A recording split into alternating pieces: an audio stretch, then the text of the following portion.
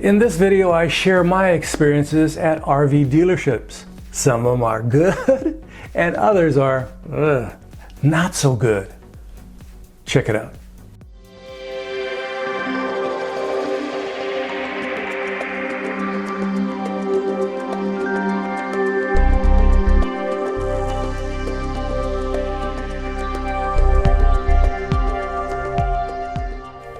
This is Jesús, Manuel, Mena, Garza. I hope you're having a really good day. In this video, I go over my experiences looking for an RV over the past couple years.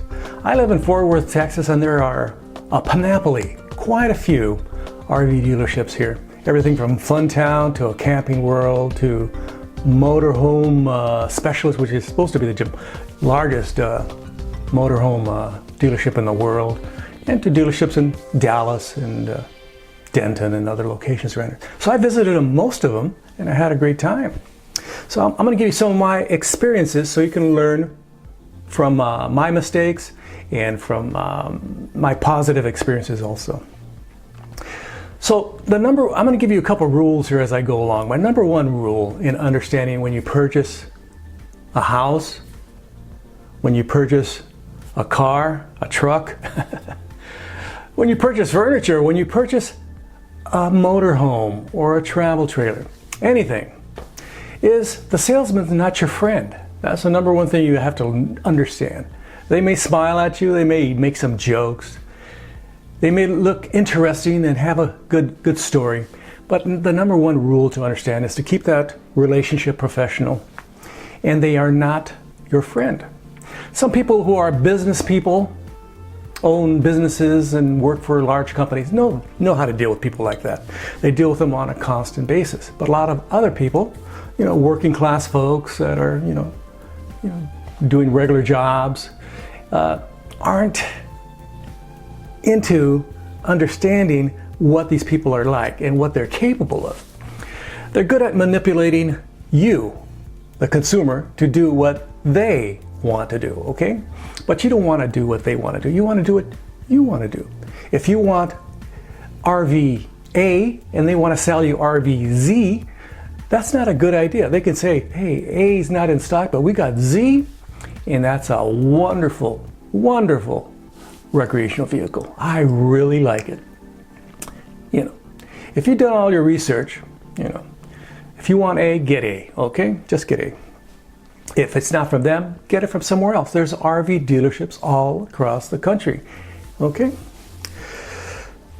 Number two things that I want to explain to you. As the years go on, my tastes have changed. I used to like this RV over here, and now I like this RV over here. That's how it is, There's so many wonderful options out there when it comes to, recreational vehicles. So understand that what you like today is going to be different from what you like tomorrow as you evolve as a person interested in recreational vehicles. So, and your sophistication should change also. You should start to understand things. So give yourself time. Don't go buying an RV. Say, this week I'm going to buy an RV. That's not a good idea, because unless you've purchased several RVs previously and understand the RV market, you're going to get screwed, essentially. So if you're a newbie, a new person buying a travel trailer, a Class A, B, C, a toy hauler, whatever's out there, you should do a lot of research. You should at least spend a year, but a lot of us are impetuous. We have to get it tomorrow. That's your problem. You're going to get screwed, period. That's the story, okay? You're going to get screwed. So don't be impetuous. Take your time. So you're going to go out there, you're going to look at them, you're going to go to this dealership, and this guy's going to say, this woman's going to say, this is a fabulous, absolutely fabulous, recreational vehicle. Then you go somewhere else, they're going to say, theirs is a fabulous recreational vehicle. And you go to the next place, and they're going to say, theirs is a fabulous recreational vehicle. So you're going to get a good understanding of what's available in the market at your price point. If your price point is $10,000 to $15,000, you're going to figure out very quickly you cannot buy that, Newmar or Prevost. That's the facts. I find that funny. That's a joke, by the way. So, you have to understand what your budget is what your vehicle can tow if you're going to tow it, or if you're going to buy a C, a B, or an A. What's your park restrictions? Where are you going to go? You're going to go someplace that can allow you to park that 40-footer, or is it going to only allow you to park something that's 25 foot? You're going to have to figure out in your brain, where are you going to go? Where you've gone in the past. Like I've gone to places that can take a 25 to 30 footer, okay? So I know I should keep it maybe around 25 feet if I'm going to get to all the places I liked in the past, okay? And my truck is only capable of towing, you know, this amount of weight. It only can tow 7,000. Maybe yours can tow 10,000. Maybe yours can tow 15,000. Also, you got to check out the tongue weight. The tongue weight. It says on my truck, the tongue, it should be a certain tongue weight, and also the bed, how much that bed of your truck can handle also. And also you have to learn all people plus cargo plus fluids, all the different waters and stuff, the gasoline you're going to take along. How much does it adds up in weight, and does that affect what you can tow or what you can drive? So you got to figure out all these things ahead of time. You got to do your research. And of course, every salesman is going to have their take. And this is a sad fact. A lot of these salesmen aren't into recreational vehicles, aren't using recreational vehicles. They go home to their suburban home or their urban house and they watch football or baseball, and they don't go camping. They don't go boondocking. They don't do any of that. They just sell them. They just sell the product. You know, they just read magazines and go to, you know, conferences, and they just learn about the product and they learn the spiel. This Winnebago can do this. This Airstream can do this. This, product can do this. And they never tell you what it can't do, by the way. They never, ever tell you what it can do. If it has a toilet, they go, if it has a porcelain toilet, they'll say, that's a very nice porcelain toilet. If it has a cheap $100 plastic toilet, which you can scratch, it smells, and it's not very good, they'll go, that's a toilet. They're never going to say it's a plastic toilet. They're never going to point out the negative things. So it's up to you to understand what the hierarchy of things are. What's good, what's average, and what's superior. You're going to have to learn these things, and you're going to try to get as much superior stuff in your RV purchase, during your RV purchase. So your RV salesman's not your friend, and they aren't necessarily into RVing, and you got to learn about all the different products out there. You got to learn. Maybe your neighbor is going to help you buy an RV, and they have a certain taste. Maybe they're single. They have two. They're an older couple. You're a person with a family. You got to take your children with you, unless you're living with grandma's house or your grandma. You're going to take the kids with you. You want something that can accommodate them. Maybe you have, we're going to take 2 grandkids, and that that dinette converts to a nice little bed that your kids, those grandkids, can sleep in. That's perfect, isn't it? You got a big bed for you and a little tiny bed for the grandkids, and they're still small. They're not gigantic yet. They're not 6'5", 300 pounds quite yet. So those are some of the main key points to understand when you're buying your RV. And the hierarchy of quality. There are certain RVs, yes, that are better than others. And you're going to look at them and go, man, I want that. I want that. But you're going to find out, man, that's expensive. And I wish I could get that, but it's, pricey. You can buy a travel trailer, a very modest travel trailer made out of wood with that, siding, aluminum siding on the side for $10,000 to $15,000, a small one. You can buy one with a fiberglass skin for $20,000. You can get one that's completely fiberglass, made by, Airstream Nest or Oliver Legacy 2, and those go for $40,000, $50,000, $60,000. You can get an aluminum skinned Airstream, and you're paying $50,000, $60,000, $70,000, $100,000, $120,000. It goes up with quality, and you knew that, don't you? So you have to understand what your budget is and what you're going to get when you buy it. Is it going to have a plastic toilet or a ceramic toilet? Is it going to have Corian countertops or thermofoil countertops? Or is it going to have really cheap, T-molded countertops? Is it going to have a very nice solid fiberglass roof, or at least give you a nice warranty on a certain type of plastic roof? Or are you going to get some cheap rubber roof on it? There's different qualities of roofs.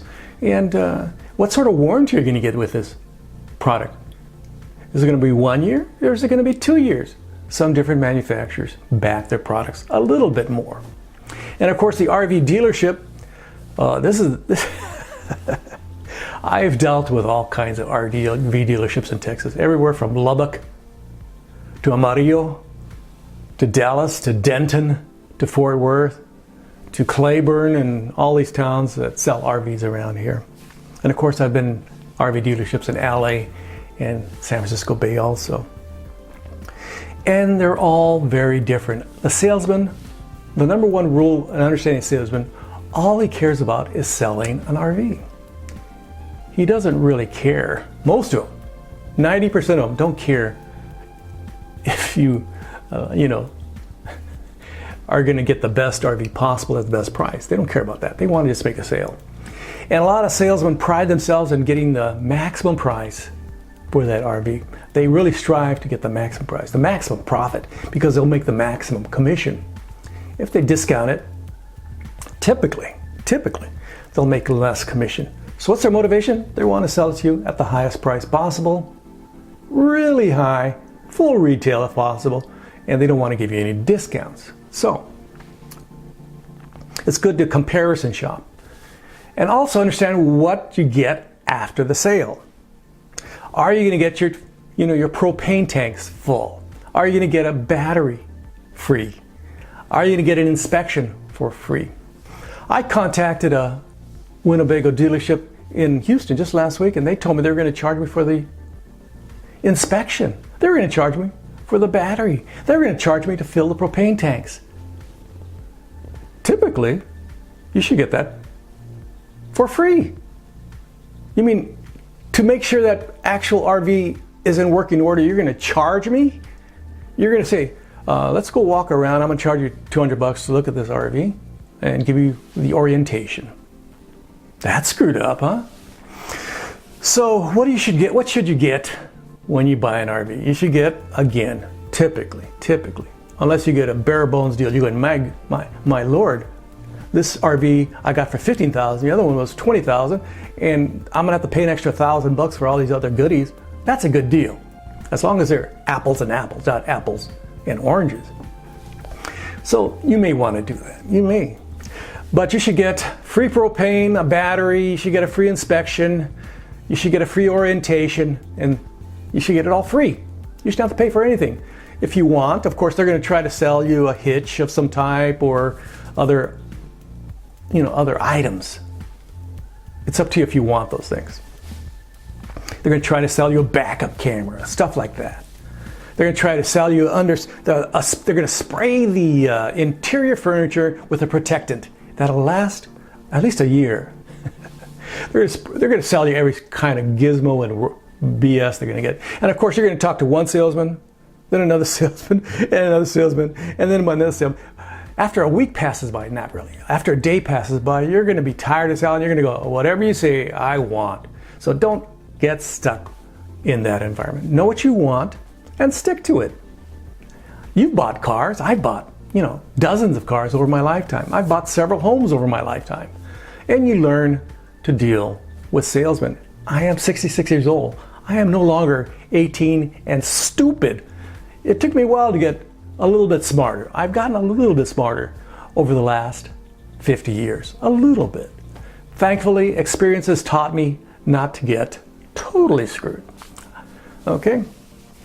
So these are the things you should get for free. And when you go to buy the vehicle, the RV, you should understand the best salesman. Who is the best salesman at the RV dealership? That typically are the two people that are the best salesmen at the RV dealership are the sales manager and the credit manager, the finance manager.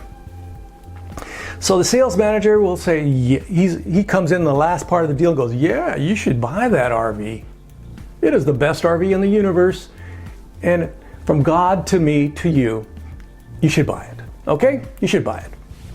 And the credit, this finance manager is going to say, hey, you should get this extended service. You should get we should get this, and this. And we got this rate at $30,000 extra dollars, and we'll throw it all in there, all these different goodies and this finance rate. We got this really nice high finance rate for you.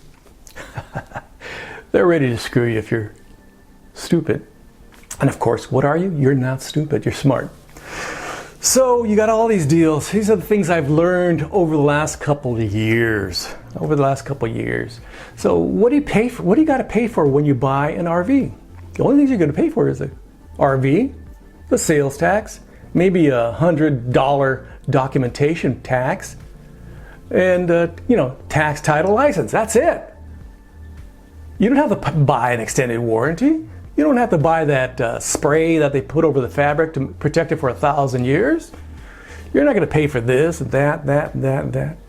If you want to buy a hitch, buy one and have them install it. Say, how much are you going to charge me to install it? We're going to charge you more than you thought. So you know what to do. So these are my experiences over the last few months, years actually, shopping here in the DFW area. I actually went to one RV dealership and the salesman told me that my truck can tow a lot more than everybody else said. And I wrote a Google review on him, okay? And he did not like that. In fact, after I wrote that Google review, he kicked me out. The next time I was in there, he kicked me out.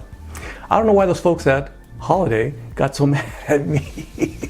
I no longer can go to Holiday. They do not want me down there anymore because I talked to the regional manager, and the regional manager said I can go anytime, but their parts department, they were charging, this is the price I can get at a typical store for a product. They were charging this much for products. So I'm not going down there anyway. So it's up to you. Maybe you like those folks down there. Maybe you like the folks at Camping World. I heard that Camping World actually charges $500 for the privilege of shopping with them. Is that true? You can always ask. They'll be more than happy to obfuscate and eventually tell you, but that's up to you. So these are some of my experiences. I enjoy going to most RV dealerships. They're very friendly. I go to Airstream of DFW and they just are very friendly. They say, yeah, go take some pictures, Jesus. Look at the ones that you can never afford, Jesus. You look like a bum. They don't tell me that, but I look like a bum most of the time. And I go in my jeans and my shirt and I look a little scraggly. I'm an old hippie from San Francisco. And they look at me and they go, oh, he can't afford that $215,000 Airstream Atlas, but let him go check it out. So they're very nice to me. The folks at VOGT, V-O-G-T, they're very nice to me. And the folks at Funtown are always very pleasant to me. And the folks at, Camping World, USA, they're always good to me. And, Motorhome Warehouse, they're all very nice people. They're all good people to a certain point, okay? They always ask me, would you like to buy something? And I always say, nah, I'm just looking at it. I'm trying to get some ideas. I want to take some pictures. And I want to, share them with my wife. And we're still looking. Maybe I always tell them 6 to 8 months I might buy something. And actually, I might buy something in 6 to 8 months. In May, my wife and I make the decision if we're going to buy a travel trailer to tow behind my little truck. And we've narrowed it down to about 5 or 6. My wife likes this very expensive Airstream nest. I sort of like this Winnebago, small Winnebago Mini, and also some other brands out there that are very nice. And, but that's after looking. Maybe next month I'll find something else I like better. Okay? So this has been Jesús, Manuel, Mena, Garza. Don't forget to like, subscribe, and share. And if you have a chance, check out my Patreon page. I don't have any persons going to my Patreon page. I might as well start telling people to go to my Patreon, at least asking, please go to my Patreon page. Maybe donate $1. Why not? You got $1 to spare. So this has been Jesús, Manuel, Mena, Garza. Gracias. Adios. Bye-bye.